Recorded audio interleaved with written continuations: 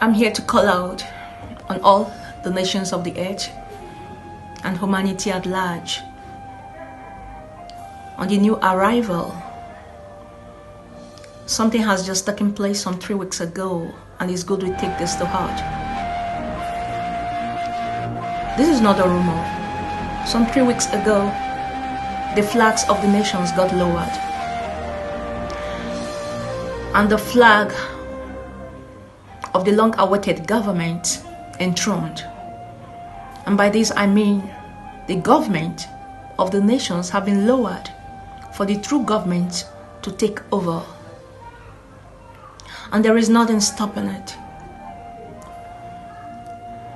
Looking into our affairs, how we have conducted the affairs of our nations, individually, corporately, in our various places of duties, will you judge that we have given the greater service to win the contest of our humanity? Many of us do not yet understand that the accelerating global situation has been about a contest of who wins the rule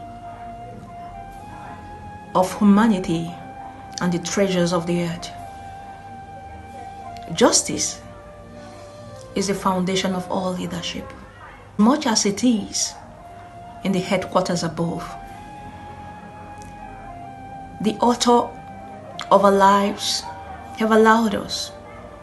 For a long time he has been silent. He has watched from his holy heaven on the conduct of men. And we would not suppose that he will be silent for all time. He wouldn't be silent until this present life is done away with, seeing that the majority that we have told rest in peace are all resting in peace. Many have died violently. Many have died in fighting to keep alive, to keep the terror away from them. But it is painful that in spite of all they went through, they still did not see the light of life. And if we are aware that none of us in existence today solicited for this life that we are living, we were simply brought into life. And I suppose it's not a mistake that we find ourselves here. It is not a mistake. And if there is something that would have been most regrettable, is to find ourselves in a life that we never asked for. And yet, it goes on like there's no one responsible. For a long time, the author of our lives have been silent, but he has a reason to speak and to act. And to that, I want all men to be conscious, to be very conscious of what we do in our various places of service, and what we say, and how we handle the resources that are put in our custodies. For everything belongs to the author. Everything that we find doing, everything that has been committed to us as a president, as a governor, as a commissioner, as a common legal servant, not really common. I only mean by this that you might see your own place of assignment as immaterial, but the judgment is for all. And it doesn't matter how much is committed to your hands, whether 1 talent, 2 talents, you are judged the same with the one who is committed with 10 talents. And so, it is very important for those at the base of the nation's service to know that the judgment at the presidency is much the same as it is at your own point of duty.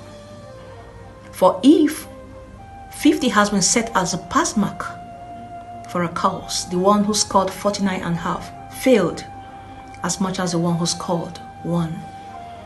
So before we go on criticizing those at the apex of nations' affairs for their misuse of nations' resources, we must be cautious that we are faithful with the little that has been committed to us. Enough of the killing, enough of the dying, enough of the bribery and corruption. Enough of the greed. Enough. Enough. It's enough. And I also want to highlight the pain on the author's heart, seeing the office that has been entrusted with securing human lives allow their offices to be used as a mechanism, as a tool for terrorism, because you are not aware that you are not placed there by man. You are not placed there by the one who appointed you to stay. You are actually placed there by the living God, who neither sleeps nor slumber. And by this I mean the law enforcement agencies who have been chosen to preserve humanity. And for any reason, it doesn't matter how discomforted you may have been, not well taken care of. There's no reason. That's enough to betray confidence, to betray the souls that have been duly given to your hands to preserve for money. The Lord trusted you.